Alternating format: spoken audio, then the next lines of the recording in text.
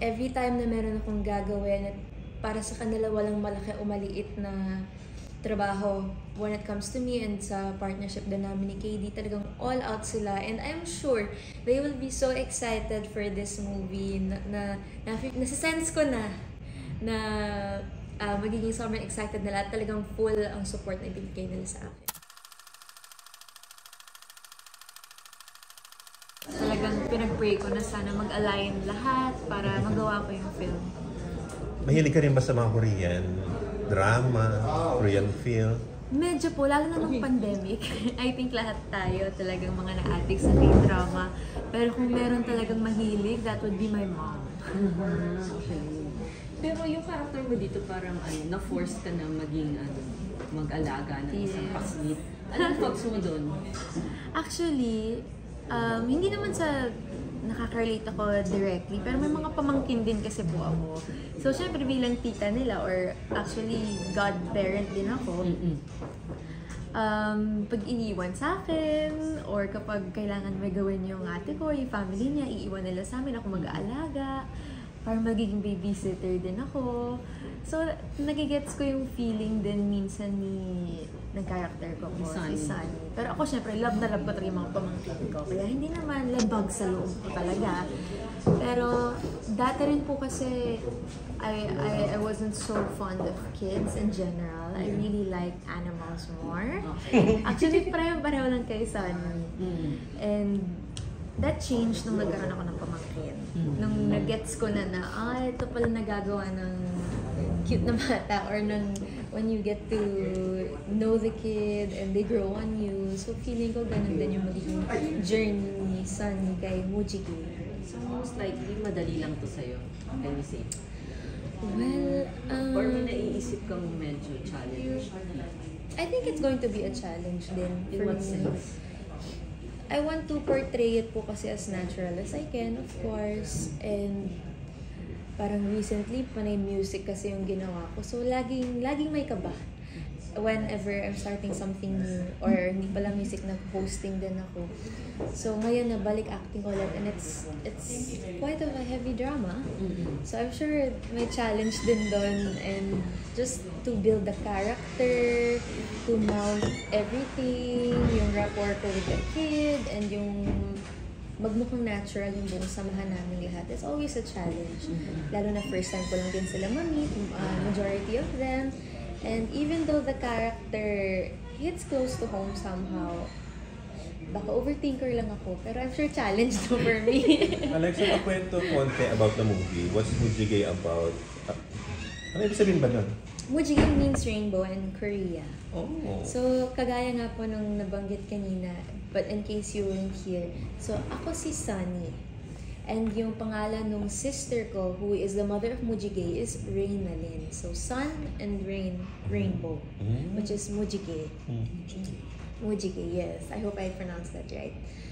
So basically, the story revolves around the kid talaga, si Mujige, and the grief that she's going through. That's her name then? Yes, Mujige. Dahil sa pagkawala ng mother niya, yung sister ko po, napilitan siyang umuwi sa Pilipinas, sa pamilya namin, dahil gusto siyang alagaan syempre ng father namin. And unti-unti niyang nababago yung buhay ng bawat tao sa paligid niya without her even knowing. Parang grabe yung impact and yung effect niya kung paano niya binabago yung buhay namin, lalo na ng character ko. Kasi sa character ko, parang allergic ako sa kanya, allergic ako sa bata.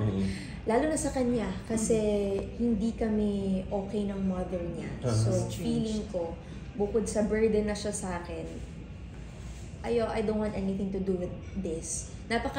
Because of all the trauma my character has been through, naging very independent siya, with very high walls, na feeling niya, I had to figure out everything on my own. Kinaya ko to lahat. Trauma na may kinalaman yung sister niya? Yes, and her mother din. Kumbaga, ang biggest trauma kasi ng character ko revolves around abandonment naman. So, of course, nandun din, like, kapag, what if mag-invest ba ako ng feelings dito sa batang to? Mm-mm. What if one day kunin to ulit or umalis siya, 'di ba? Masasaktan na naman ako, So may bubog ka kay Bagets. May bubog na agad siya kasi ayoko sa'yo. Ba't ka ba nandito? Parang ganun yung character ko. Okay na ako eh. Gusto ko na mag-ibang bansa, etc. Tapos biglang parang lahat ng plano ni Sunny ay nagulo dahil may dumating na batang bigla na hindi naman niya kilala. So parang ganun. Pero yun nga po, it really revolves around the kid. And kung paano niya bibigyan ng kulay yung buong yung aming barangay. Excited ka to shoot in Korea? Ay, hindi po ako mag-shoot in Korea. I wish. Sino ang shoot? I think yung bata.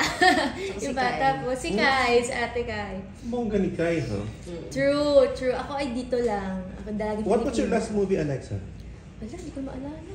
Ha? Ganun DJ, katagal? ano nga bang last movie ko? Four Sisters pa ata. Four Ang tagal Sisters. na. Di ba Yung Hong Kong. I wouldn't consider that a movie. Short film. Yeah, pwede po ba yun? Short film? Kung short film Yun yung po recent. yung ginawa po namin ni Derek Cathy for the Hong Kong tourism. Pero if movie po talaga, I believe it's Four Sisters Before the Wedding. Yes, matagal na po. Matagal na. Ngayon na lang ulit. Tapos gagawa ka ng film ngayon na hindi mo kasama si KD. How does it Yes. feel?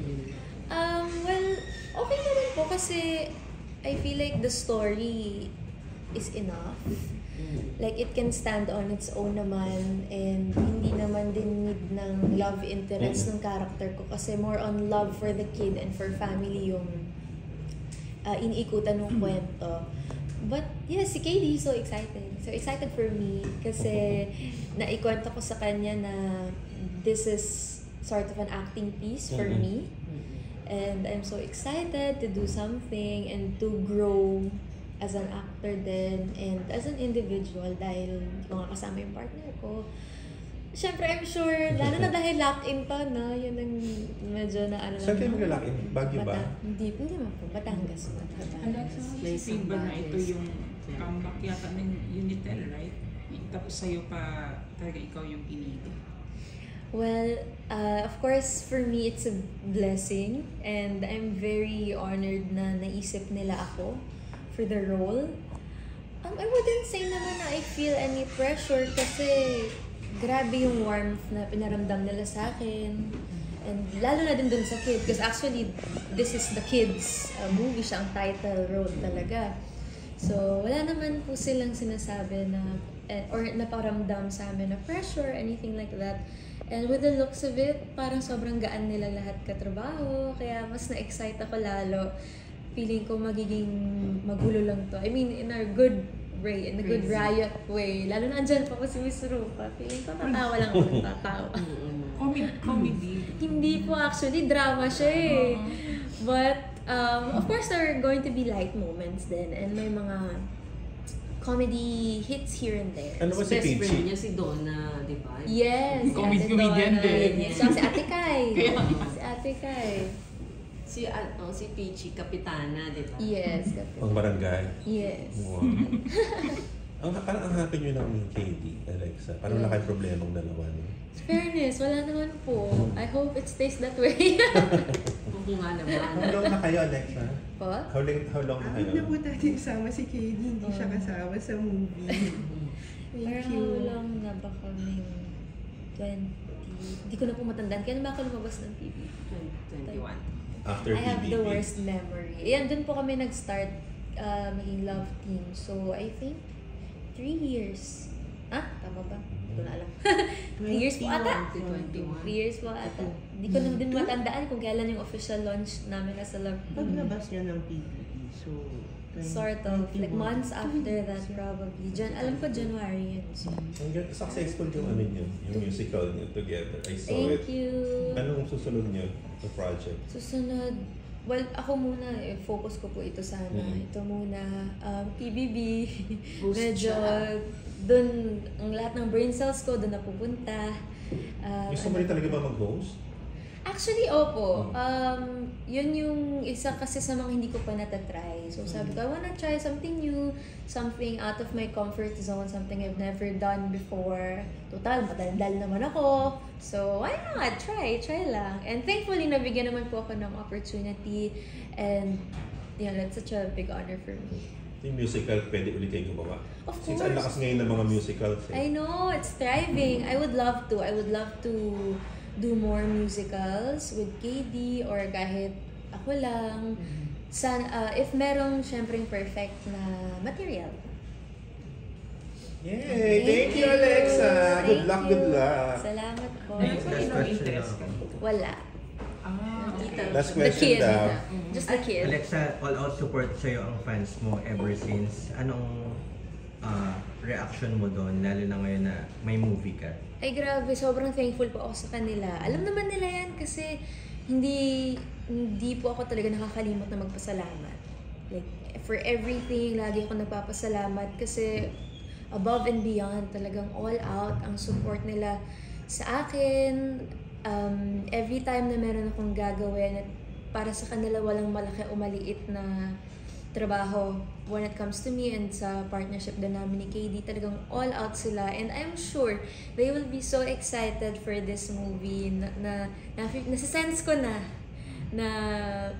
magiging sobrang excited nila at talagang full ang support na ibigay nila sa akin. Invite na lang natin sila for your movie.